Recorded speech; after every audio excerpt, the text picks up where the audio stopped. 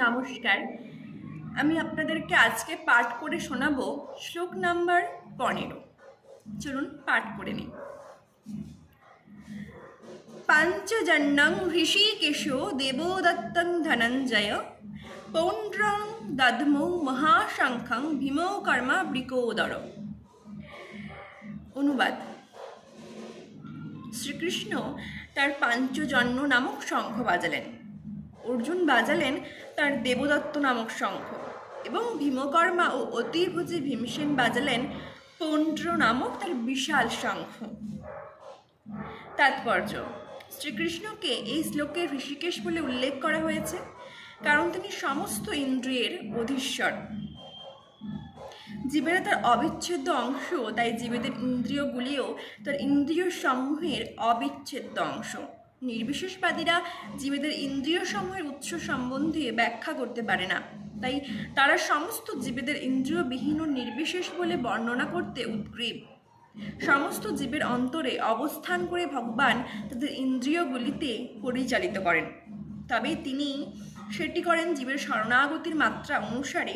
তার শুদ্ধ ভক্তের ক্ষেত্রে তার ইন্দ্রিয়গুলিকে ভগবান প্রত্যক্ষভাবে পরিচালিত করেন। এখানে কুরুক্ষেত্রের যুদ্ধক্ষেত্রে অর্জুনের দিব্য ইন্দ্রিয়গুলিকে ভগবান সরাসরিভাবে পরিচালিত করেছেন, তাই এখানে তাকে ঋষিকেশ নামে বিশেষভাবে অভিহিত করা হয়েছে। ভগবানের বিভিন্ন কার্যকলাপ অনুসারে তার ভিন্ন ভিন্ন নাম আছে। যেমন মধু নামক দানবকে সংহার করার জন্য তার নাম মধুসূদন। গাভীয় ইন্দ্রিয়গুলিকে আনন্দ দাঁড় করেন বলে তার নাম গোবিন্দ। বাসুদেবের পুত্ররূপে অবতীর্ণ হয়েছিলেন বলে তার নাম বাসুদেব। দেবকীর সন্তান রূপে অবতীর্ণ হয়েছিলেন বলে তার নাম দেবকীনন্দন।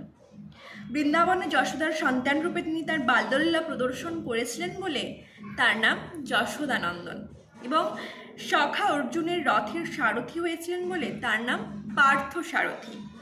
সেই রকম কুরুক্ষেত্রের রণাঙ্গনে অর্জুনকে পরিচালনা করেছিলেন বলে তার নাম ঋষিকেশ। অর্জুনকে এই শ্লোকে ধনঞ্জয় বলে অভিহিত করা হয়েছে কারণ বিভিন্ন যাগযজ্ঞের অনুষ্ঠান করার জন্য তিনি তার জ্যেষ্ঠ ভ্রাতাকে ধন সংগ্রহ করতে সাহায্য করতেন।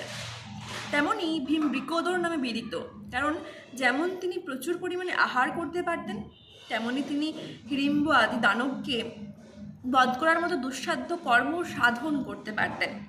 সুতরাং পাণ্ডব পক্ষে ভগবান শ্রীকৃষ্ণ সহ বিভিন্ন ব্যক্তিত্ব যখন তাদের বিশেষ ধরনের শঙ্খ বাজালেন, সেই দিব্য শঙ্খধ্বনি যুদ্ধে অংশগ্রহণকারী সৈন্যদের কাছে অত্যন্ত প্রেরণাদায়ক ছিল।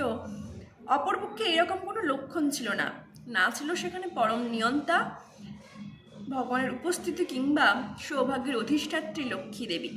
অতএব যুদ্ধে পরাজয় তাদের জন্য পূর্বেই নির্ধারিত হয়ে গিয়েছিল এবং এই সমস্ত শঙ্খধ্বনির মাধ্যমে সেই বার্তাই ঘোষিত হয়েছিল। নমস্কার।